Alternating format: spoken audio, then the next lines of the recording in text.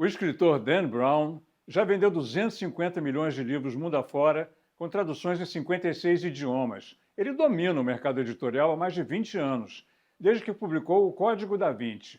As histórias dele têm muita ação, com um lado intelectual, artístico e até científico. São best-sellers para um público mais exigente. O novo romance, O Segredo Final, teve lançamento mundial esta semana. É um livro longo, quase 600 páginas, mas de leitura rápida.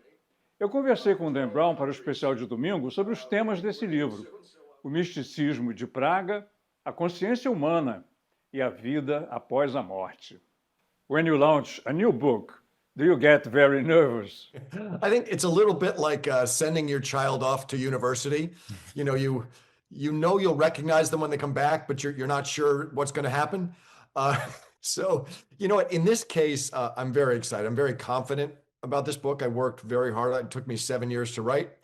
And in the past month, a lot of journalists and reviewers have read the book. And, you know, at least everybody I'm talking to my face is telling me they absolutely love it and think it may be the best thing I've ever written. So I know at least some people are enjoying it. And we'll see what the public thinks, but I'm excited about it. And I think my fans will really have fun with this one. What was the idea 7 years ago when you started writing your new book? It's no secret I like to write about big topics. I write about artificial intelligence or the bloodline of Jesus or, you know, that sort of thing. But the biggest topic of all, I've always believed, is human consciousness, the lens through which we all see reality, we see ourselves. And I've always wanted to write something about human consciousness. The challenge is that human consciousness is a very ethereal topic. It's not concrete, it's squishy and it's smoky and it's hard to get your arms around. So I had to figure out how to take such an ethereal topic and write a concrete, firm, realistic thriller. That took me a while to figure out how to do, but I figured it out eventually. And this is by far the most ambitious book I've ever attempted. Had you decided to place the book in Prague from the start? Yes, Prague is really the mystical capital of Europe.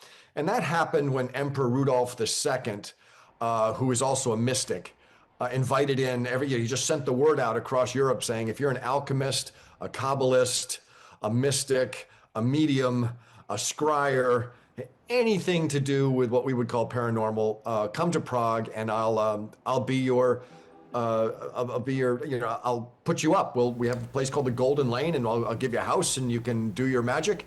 And I want access to all the information that you get from the great beyond. And since then, Prague has really been considered the mystical center of Europe. Uma das atrações turísticas de Praga é o antigo bairro judeu. E lá nasceu uma das mais famosas lendas da cidade, o Golem. Reza a lenda que no século XVIII, um rabino criou um monstro para proteger o bairro. O Golem foi feito de barro e ganhou vida através da magia da cabala. Até hoje há quem diga que o Golem ronda as ruas de Praga. Na nova aventura de Robert Langdon, o Golem é o vilão. Só no final do livro é que a gente descobre a identidade desse monstro. É de arrepiar. The Golem is not really a monster, in the bad sense of a monster, because he's really a protector, right?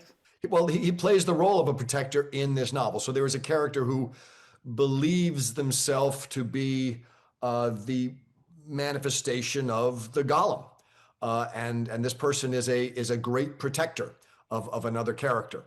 And that's sort of how we meet this, you know, creature who is human, but dresses very, very strangely in disguise.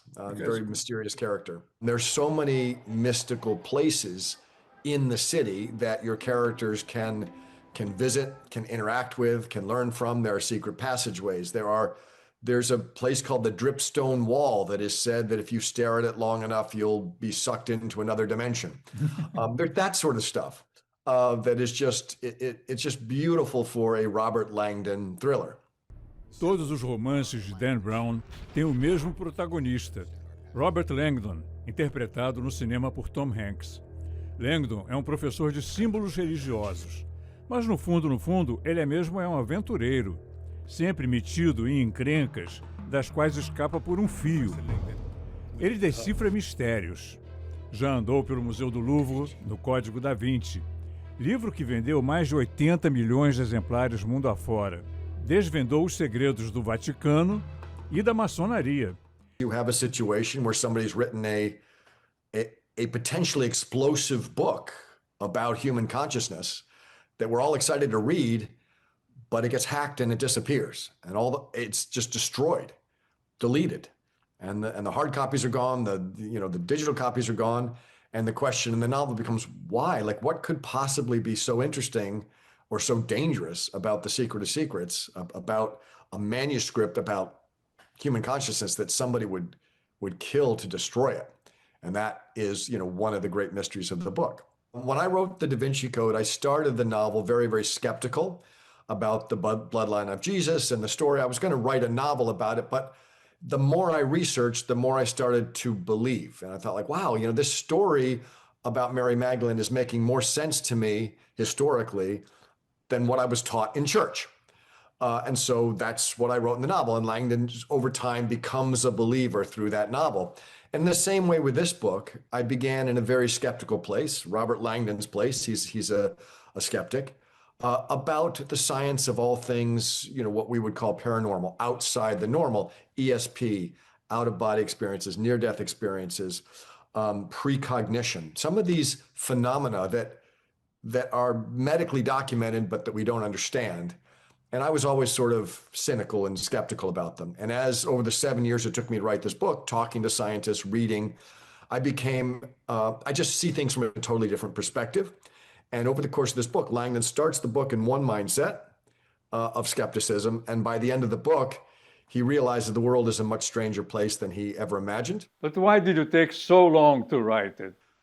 Most of it was trying to learn enough about neuroscience, consciousness, noetic science, to be able to write about it in some sort of way that everyone can enjoy it. Para escrever o livro, Dan Brown estudou a fundo um fenômeno intrigante: as experiências de pessoas que estiveram perto de morrer e voltaram à vida. Pessoas que contam que sua consciência saiu do próprio corpo, como se flutuasse acima do corpo, vendo e ouvindo tudo. A sensação de estar conectado com todo o universo, podendo viajar para longe e depois voltar. Como se a consciência fosse algo separado do cérebro. Uma experiência que alguns religiosos descrevem como mística. A nova ciência estuda esses fenômenos. É uma convergência da ciência com a religião. The current model of consciousness is something called local consciousness. And what that means is that consciousness is created locally, right here in your brain.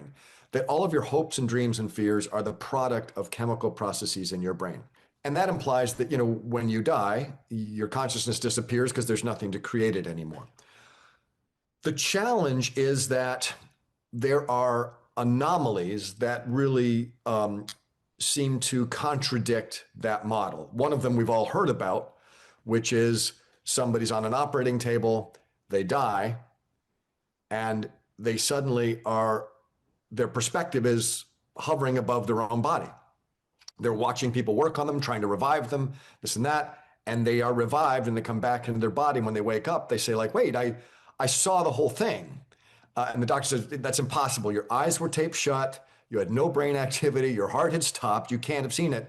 And the patient says, well, I know the guy in the green coat came in with this machine and he said this, and then you did this. And the doctors say, you're absolutely right. We don't know how that's possible, but that's what happened. Well, in that moment, consciousness is non-local. It's not in your head, it's somewhere else. And the feeling is the new model of consciousness being non-local, that your brain does not create consciousness, it is more of a receiver that pulls in consciousness from somewhere else. And it has enormous implications for everything from the way we're interconnected with each other to the moment of our death, when, wow, well, if consciousness is hovering in the air and our receiver dies, well, the consciousness is still there. Maybe it's being picked up by something else. O Segredo Final de Dan Brown traz uma mensagem muito otimista. Uma visão positiva da morte. De que essa passagem é só o começo de uma nova jornada. O medo da morte é comum a todos nós. e está por trás de muitos comportamentos negativos. Se esse medo for substituído pela esperança, pela certeza de uma vida nova, será uma revolução social. Esse é o segredo dos segredos, o segredo final. The great unifying moment for all of humanity is death. You know, we all reach the end somewhere. It doesn't matter where you live, what language you speak, how much money you have, what you do for a living. We all reach the end, and it is the greatest fear that we have as human beings. And this book, you know, tangentially talks about that a little bit. And I've come out of this 7-year process much less fearful of death.